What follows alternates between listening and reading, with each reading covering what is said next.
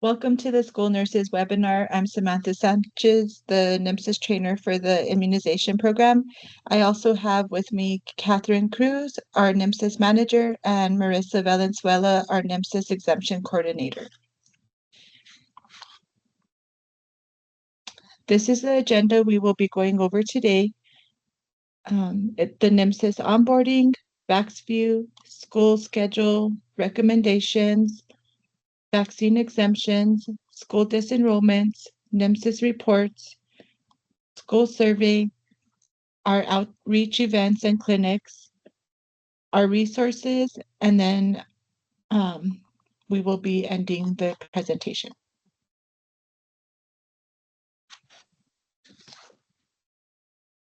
The New Mexico Statewide Immunization Information System, also known as NMSIIS, has well over 3.3 million patient records, along with over 42 million vaccines entered into the system. NMSIIS has 1,500 plus providers in New Mexico and 2,400 active users utilizing the system. NMSIIS is a consolidated system which also includes centralized immunization records, inventory management, report capabilities, outbreak response, and more. Senate Bill 58 states that it is mandatory to report all vaccine doses administered in New Mexico, regardless of vaccine type or patient age. I will now hand over the mic to Catherine Cruz, who will be going over accessing NMSIIS. Hello, everyone. We know that most of our school nurses and school administrators already have access to NMSIIS and are able to look up their students' immunization records and have them on hand. But in case you don't have access, or if one of your newer staff members needs to obtain access, we ask that they go to www.train.org. It is the Train New Mexico website. And if you just search for NMSIIS in the search field, 2 different trainings will come up. We've got 2 levels of access for NMSIIS. The first is the new user, the read and reports only. This is exactly what it sounds like. The user can look into NMSIIS, but cannot change or edit anything. This is very good for school nurses and school administrators who won't be reporting any vaccinations, but will need to look up vaccination records and vaccination status for their students. The second type of access is the basic standard user access, and that would be for our NMSIIS users who have to edit vaccines, edit demographics, report vaccinations that were administered, or make any other changes to the system. After that training is completed, 2025 NMSIIS user agreement will come up to be completed as well. It is just a simple 1-page form. You'll need to put your school or your clinic ID at the top, and then list your information for your email, your phone number, and the type of access that you're trying to obtain.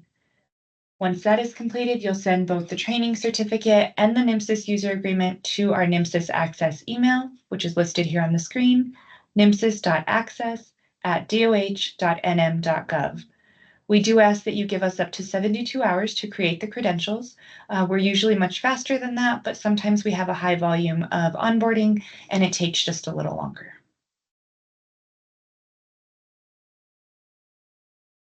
I'd also like to tell you about our public consumer portal, VaxView. This is an online tool that enables patients, parents, and guardians to access their immunization records electronically directly from the IAS, which eliminates the need to carry older documents, vaccine passports, or multiple documents from our childhood. It is a web-based application, so it is available on anywhere that there's internet, so on your PC, on your phone, on your laptop, on your iPad. And the way that it works is you input the data that you are searching for. So let's say it's your child's first name, last name, date of birth, and gender. The system does use a 2-factor authentication system, which is a security method. It'll request a phone number or an email address, and then that person will receive the text message or the email with the verification code that needs to be entered into the system in order to obtain the record. And again, the purpose of this is for security purposes so that people cannot search for other people's immunization records or be fishing for non-authorized information. Our portal is available in English and Spanish, and we have seen an improved access success rate over the last several years since its implementation in 2019. It was definitely useful during the pandemic when patients had to prove vaccination status for travel, for work, for school, and it continues to be a very useful tool today. So now I'm going to go ahead and do a demo of it. First, let me go ahead and switch screens.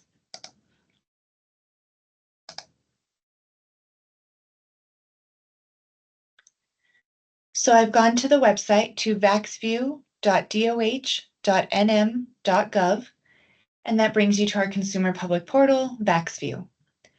Here on the top left, you can see that there is the option to use the dropdown to toggle back and forth between English and Spanish, and that is available on every page of the portal. In this example, I'm going to choose that I'm looking for a vaccination record for a dependent rather than myself, but if I was looking for myself, I would select this first button.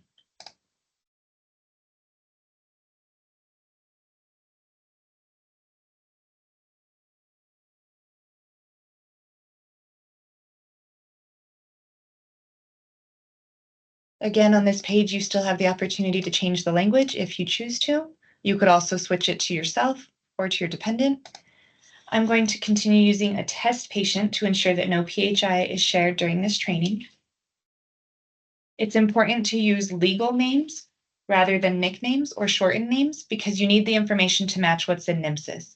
If for any reason it doesn't match what's in NMSIIS, we do recommend that you either contact your public health office, primary care provider, or contact our help desk, and the NMSIIS team will help you get that information updated so you can successfully access your record.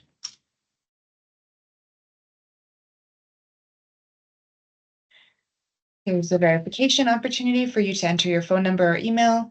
I do typically recommend that you enter a phone number over an email, just because sometimes email takes a little longer or it can get stuck in the spam folder, which can be a little bit tricky to obtain. So now that I've sent that access code, I did receive the text message. So I will go ahead and enter my verification PIN number and hit verify. If for any reason you haven't received your code, you can ask the system to resend it to you. After entering the verification code and clicking verify, it's now going to take me to the actual immunization record for this patient. You can see here at the top, it has the patient's information, date of birth, age, and gender. It does not include demographic information such as a phone number or an address. We want to be really cognizant of potential custody issues or not sharing any additional information that we don't have to. The record itself looks very similar to how it looks in NMSIIS. You've got the dose number, the vaccine type, the date that it was administered, and then the age at the time of vaccination. If for any reason the vaccine is considered invalid, it would have the exclamation point on here so that you can see that this dose is considered invalid for whichever reason. In this case, obviously, this is a pretend 7-year-old child, and so HPV would have been given too early and Tdap would have been given too early, deeming them invalid. At this point, you could select this button here to download the full record in a PDF format. You could also download just the COVID-19 record, or you could download the COVID-19 QR code if that was needed for travel or any other purposes. Once you have those PDFs downloaded, they can be uploaded to the school website to register. They can be sent via email. They can be printed, saved to your desktop, anything that you need. Please keep in mind that once a student receives another vaccine, that record will be updated and you'll need to go through the process again to obtain the new record. After 20 minutes or so, this page will redirect to the home screen and we'll need to search again. Again, that's another security feature to ensure that the screen's not just left open.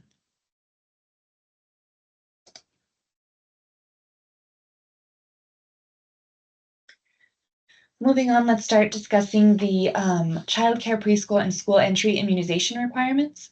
These are updated on an annual basis. They're reviewed by the Vaccine Advisory Committee here in New Mexico, which is made up of members of the immunization program and our immunization coalition and various healthcare providers around the state. Once the document is reviewed and updated for each year to determine which doses should be required, which ones should remain as recommended, and if any additional booster doses are necessary, It is then passed along to the Cabinet Secretary of the Department of Health for approval. After it's approved, it is posted on the New Mexico Department of Health website to be used for the upcoming school year. Now you can see on this form on the front page, anything that is highlighted in yellow is considered new for this form from the previous year. And you can read this form by going to the left side of the screen, and you can see the column that is listed as vaccine, and it has all of the required vaccines for a child to enter school. And then along the top are the ages and or grades that the child would need those doses to be completed by. So for example, if you were trying to determine how many doses a kindergartner would need of MMR to begin school, you would look at the fourth line here for MMR, and then you would move over to the right until you hit the kindergarten line, and you would see that that child would need 2 doses of MMR in order to enter into kindergarten. Keep in mind on the right-hand side, there's a list of notes. You want to be cognizant of those notes and make sure that you're reading them thoroughly. The notes often have information on dose interval and dose validity and any type of like catch-up schedules or additional information that's needed. Towards the bottom of the page, you can see that these are the recommended vaccines. These are not required and do not keep children out of school.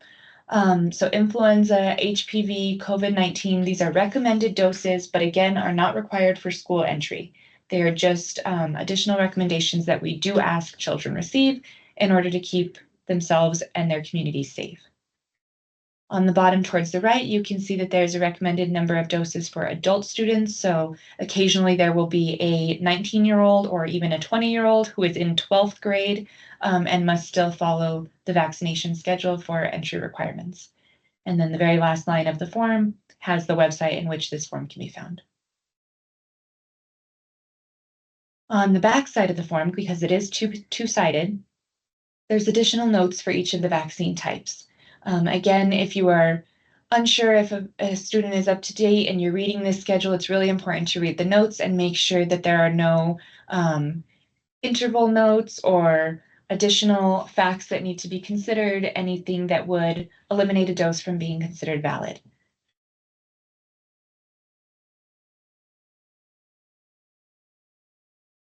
One thing that I'd like to make sure to note is regarding the meningococcal vaccine. The MenACWY is a required dose for school entry.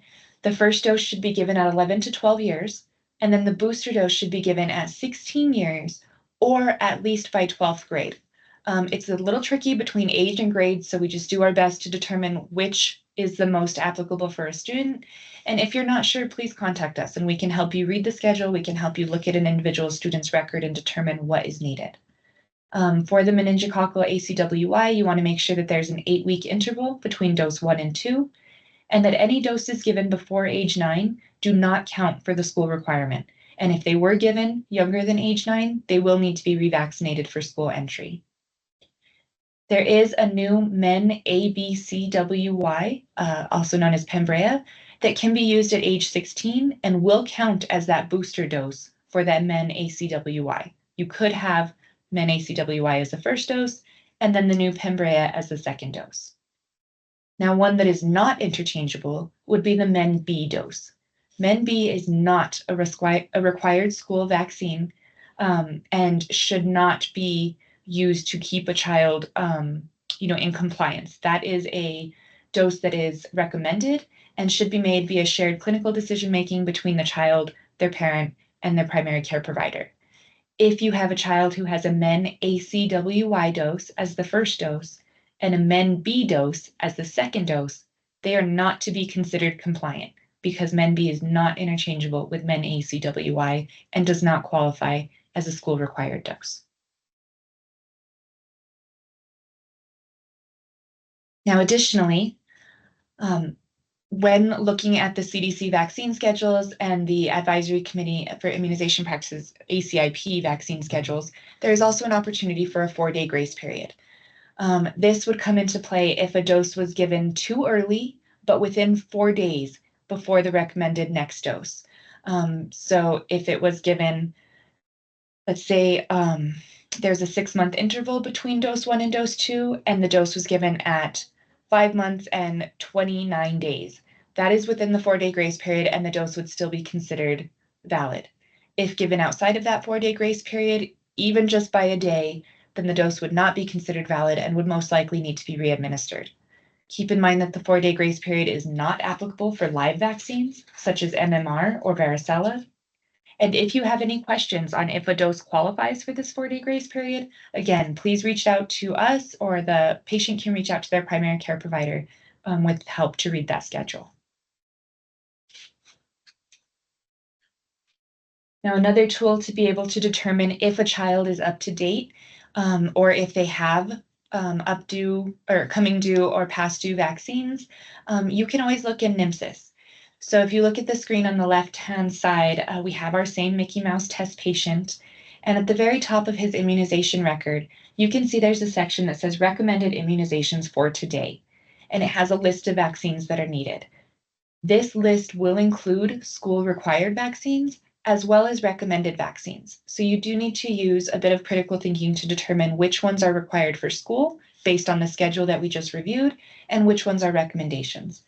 For this child here, they would need pneumococcal, MMR, polio, varicella, and Hep A, which are all school-required vaccines, in order to be considered compliant. If COVID, flu, MenB, or HPV were listed there, those would be recommended vaccines and would not keep a child from attending school. Again, these recommendations are based on the Advisory Committee of Immunization Practices, ACIP, and it is utilizing clinical decision support for immunizations, also known as CDSI logic.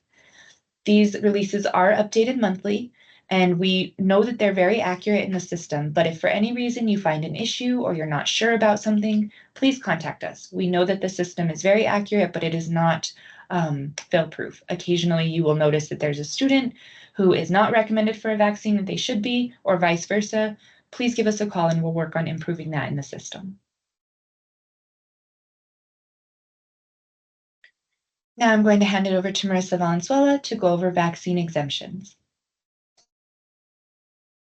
Hi, my name is Marissa and I also go by Missy.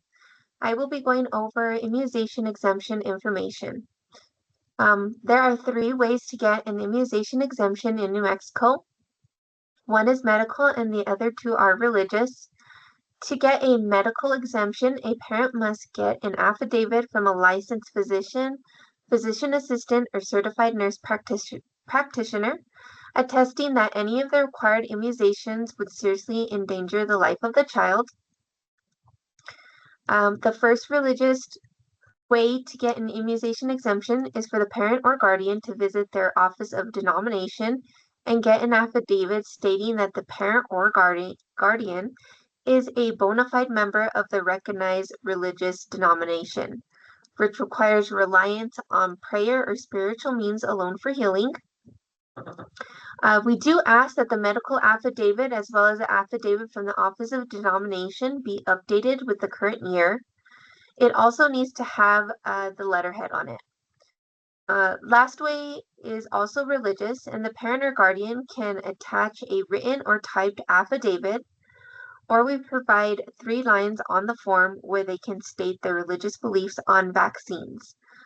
An example I usually give is, due to my religious belief, we do not permit the administration of vaccines. Next slide. These are some of the frequently asked questions for vaccine exemptions. Who can get a vaccine exemption from the NMDOH? Student ages 0 to 18 years old or enrolled in grades ranging from daycare to 12th grade. Where to find the current form? You can always find the current form on our website, which is listed there. Please do not print out a stack of forms and keep them on hand. Each time you need to print out a form, please go to our website to ensure you're giving out the most up-to-date form. Any outdated forms that are submitted to us will be disapproved. How is the form submitted?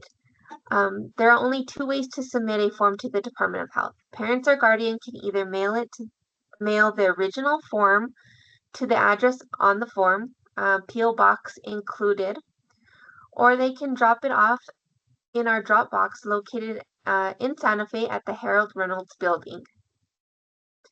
The box is located inside the building across from the security desk. Please make sure the parent or guardian is mailing out the forms rather than the school or nurse's office. Okay, how long does it take to process?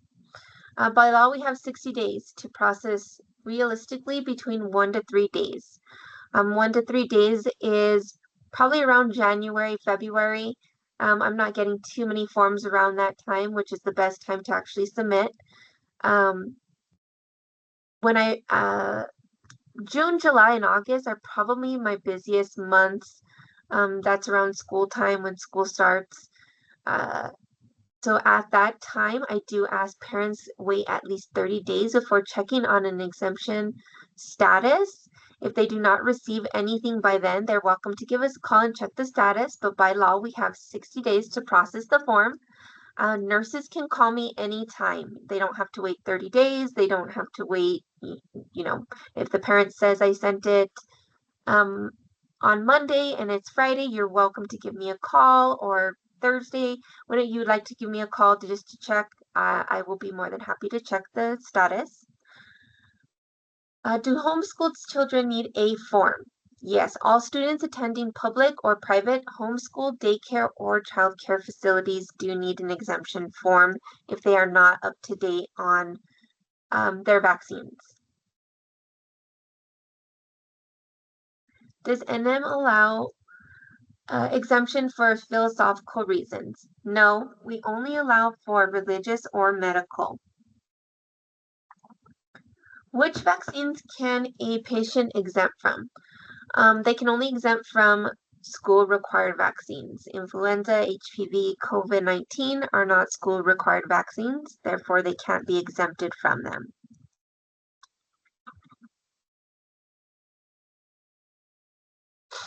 Okay, how to complete the form. Form should be filled out and submitted by the parent or guardian on behalf of the child. Again, please do not mail out the form for the parent. It is their responsibility to submit an exemption for their children. The form should be filled out completely. Nothing should be left blank on the form. It needs to be legible. Notarized, it needs to be notarized. Form should be notarized and parents should sign and date in front of the notary, and they should have the same date. Religious affidavit completed or attached. So again, we have the 3 lines on the form, or if they're visiting their office of denomination, they can also attach it. And the medical affidavit needs to be attached if that's what they're selecting as well.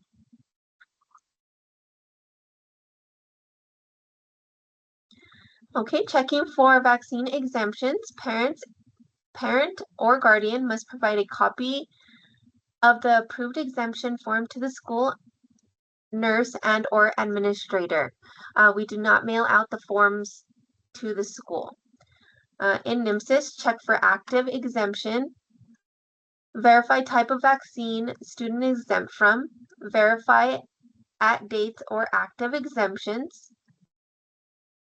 If you are checking an exemption in NMSIIS, look up the student under exemption, and it will have the type of vaccine the child is exempted from, as well as the start and end date. The status will be active if they have a current exemption. And also there are quick reference guides in NMSIIS reports for exemption lookups. What does in process mean? It means the parent has submitted a form and I am currently reviewing it. It also means if the parent is choosing to vaccinate their children and have a scheduled appointment with a date and time for the child to be vaccinated. So please allow a little bit of time for the student to be able to get into the appointment. Sometimes doctors are scheduling 1 to 2 months out. So please allow that time if they have a scheduled time to get vaccinated. Okay. Verifying vaccination status in NMSIIS. First, you must search for the patient. Use the first couple of letters of the first name and or last name. So you can use first and last name, or you can use first and date of birth, last name and date of birth. Sometimes when you're looking up a hyphenated name, make sure to, what I like to do is check for first name and date of birth to see what last names come up for that child. Make sure you're using a legal name. Again, be aware of the hyphenated names or misspellings. Please look at immunization record, note recommended vaccines, and no invalid doses. If a student is recommended for additional vaccines, check for active exemption, which Katie showed in one of her slides.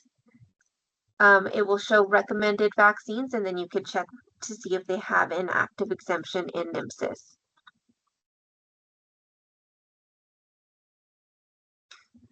Okay, increasing number of exemption by year. Around 2019, we were at a high of 5,491. We did have a decrease around 2020, 2021 due to the pandemic and kids being at home. But the trend every year after that has been increasing, which you can see on the left.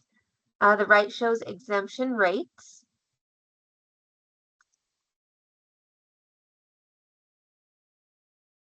Okay, this is exemption data. Here on the left is the percentage of exemption types. Most of our exemptions received are religious, which is the blue part, with parents submitting an affidavit stating their religious beliefs on vaccines. The purple area is also religious, with the parent submitting an affidavit from their office of denomination. And the orange is our medical exemptions, which is decreasing every year.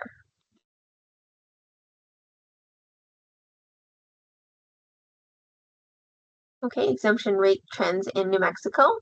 This graph shows exemption rates by school age group. Daycare in the orange, elementary and middle in the purple, high school in blue, and kindergarten in green.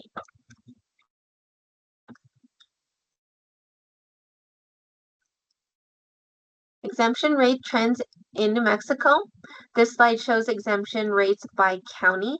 The lighter spots are the lower rates, with the darker spots being the higher rates. Okay, and I will now hand it back to Katie to go over process for student disenrollment. Thank you, Missy. So we all know that the process for student disenrollments in New Mexico has been inconsistent and not as clearly defined as we would like for the last several years.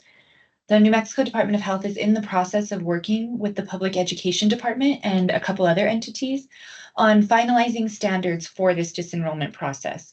We want to make sure that school nurses, school administrators, school principals, they understand the school requirements and then have the support they need to enforce these requirements.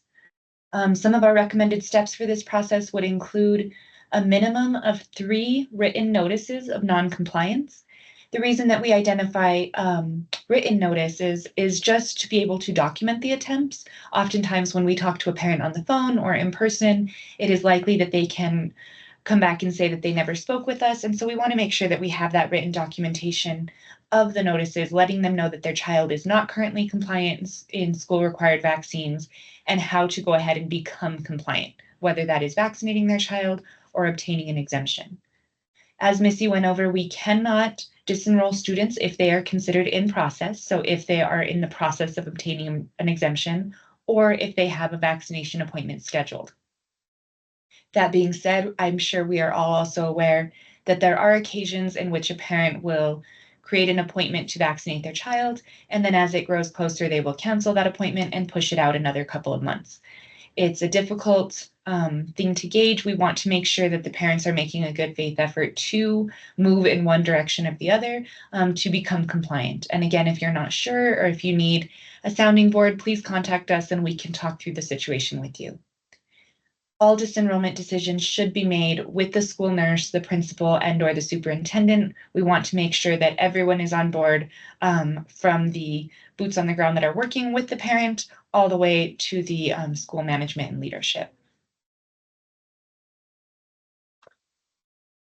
Now, one of the ways that the Department of Health has come up with to try to support nurses in this action would be to create this letter to the left. It's a disenrollment letter template. And what it does is it literally just lets the parent or guardian know that their child is not compliant either with the vaccination requirements. It has an opportunity to list which vaccines are missing. It does include the state laws and state statutes, which reference immunization requirements for school attendance. And it would be available in English and Spanish. And it is editable. So if a school would like to use something like this, but would like to change some of the wording or not have all the vaccines listed, that would work well. We also have the header on the top, so we would recommend that you remove the New Mexico Health header and letterhead and replace it with your own school letterhead so that it is coming from the school. This will be posted on the New Mexico Department of Health and the PED websites, and it will be sent out via email from our school health advocates.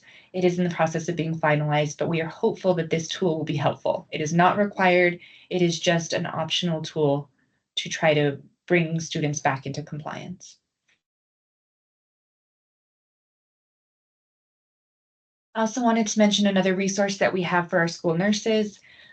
Within NMSIIS, there is a module called Reports. So when you log into NMSIIS, on the left-hand blue menu, there is a module that says Reports. And if you click on that, there are a very large number of resources, reports, quick reference guides listed on that screen, and it can be somewhat overwhelming.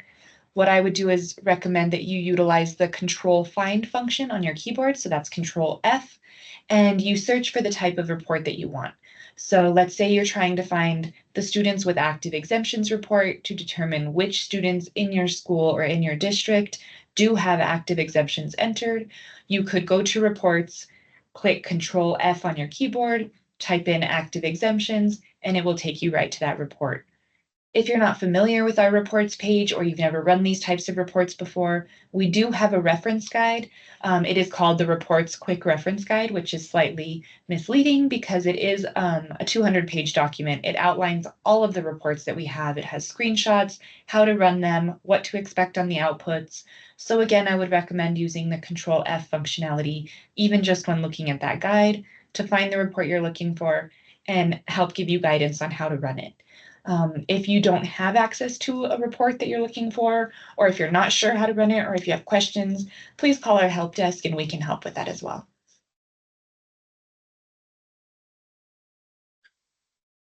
Every year, the New Mexico Department of Health sends out a school survey. It is created in August and sent out in September to all of our New Mexico schools. The goal of the survey is to track kindergarten and 7th grade compliance with the school vaccination requirements. It is a self-reported survey, so if school ABC Elementary receives the survey, they would then enter the information for their kindergarten and or 7th grade populations and return that survey to the New Mexico Department of Health. It only captures information for kindergarten and for 7th grade. So if you are a junior high or a high school and you don't have kindergartners, you would only complete it for 7th grade and vice versa. The survey was sent out on September 2nd of 2025 for this current school year, and it was sent to a distribution list of all contacts gathered by past surveys, as well as distribution lists from the Public Education Department. The list was sent to contacts at public schools, private schools, charter schools, and BIE and tribal schools. If for any reason you did not receive the survey or you know of somebody who did not receive the survey, it is posted on the NMSIIS home screen. We have like a news feed that has current information or applicable new information that our users should use. And so it is listed there with the link to the survey. Once the survey is sent out, there is a 3-month window in order for us to receive the data back. After we have received all of the data at the end of the year, we begin validating, sent out from December to March. That will be March of 2026. And then after all those validations have been completed, we begin analyzing the data, and the survey information is sent to the CDC. We also have a school dashboard that I will show you here in a minute that we upload that information to so that you all can track and compare school survey data as well.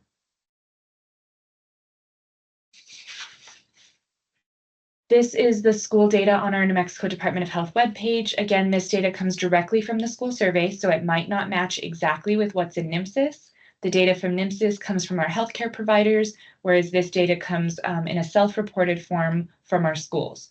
You can see on the top left, there's a school immunization map in which you can narrow down by county or click into the actual district or school that you're looking for. We have bar graphs, line graphs, pie graphs that indicate vaccination status or rates. And then the bottom two graphs here are the kindergarten and 7th grade charts for the 2024 to 2025 school year, which is the most recent data that we have. It does indicate the number of students that we looked at compared to the coverage rate for each individual vaccine type. We are going to be updating this dashboard in the near future just to make it a little bit more usable and a little bit more interactive. But if you have any questions around the dashboard or the school survey, or if you need additional information on it, please contact Vanessa Hansel. She's our adult outreach manager, and we will be sharing her information in a later slide with our resources.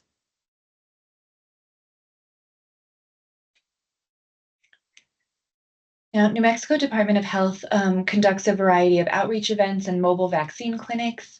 We are currently implementing our Summer Magic campaign from our marketing department. And the goal of this campaign is really just to push how safe and effective vaccines are. We really want to make the public aware that they are in control of, preventing these common diseases and making sure that their children and their communities stay safe from vaccine preventable disease. We try to make these campaigns very personalized. So you can see the one in the center of the screen is from northern New Mexico. It is based in Espanola. We've got the car shows that are really popular here in northern New Mexico.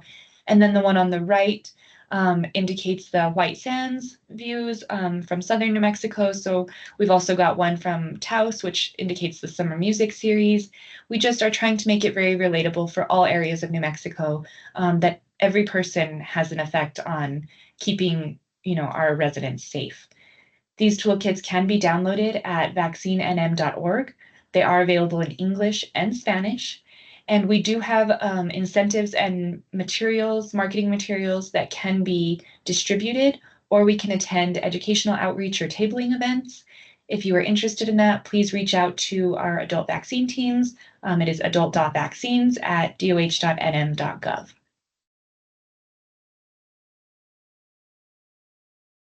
Most of you are also aware that during the summer months, we conduct quite a bit of catch-up vaccine events in an attempt to get our students and our kiddos vaccinated and caught up for back to school. This previous summer, we conducted Got Shots clinics from June 13th all the way through August 30th. They were located all throughout New Mexico. On our website on the right-hand side, you can see there was an interactive map in which you could click into the county and find clinics that are open in that county or in that region. We do make an effort to try to have these clinics that are open late or open on weekends, because we know that people work during the week and can't always take off to get to their child's vaccination appointment or to make a vaccination appointment during the day. We will continue to do these Got Shots efforts and these catch-up efforts every summer before school to alleviate the burden of catch-up during school months.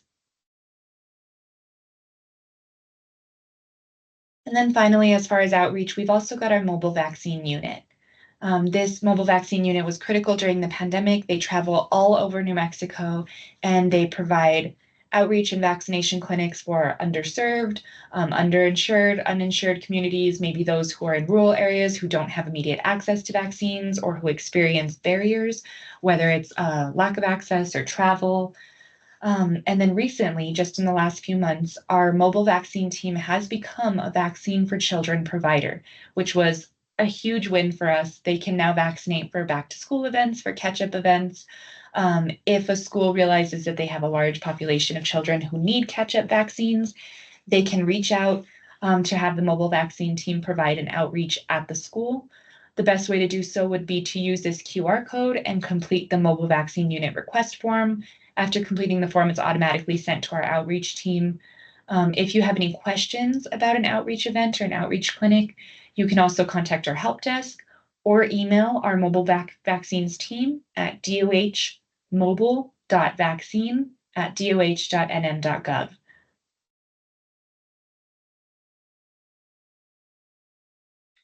Okay, I'm going to hand it back to Samantha to go over some of our available materials and resources.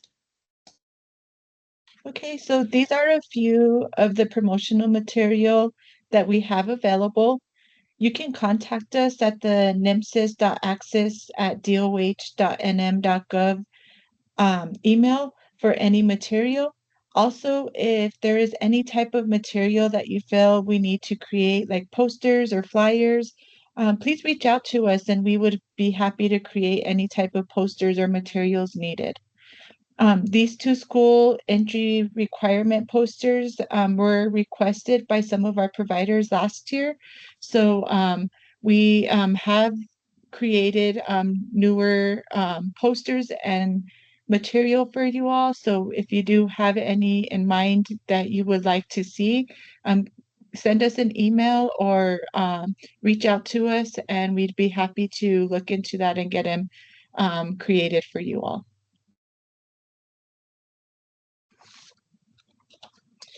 Coming soon, we are working on a school nurses and administrators page.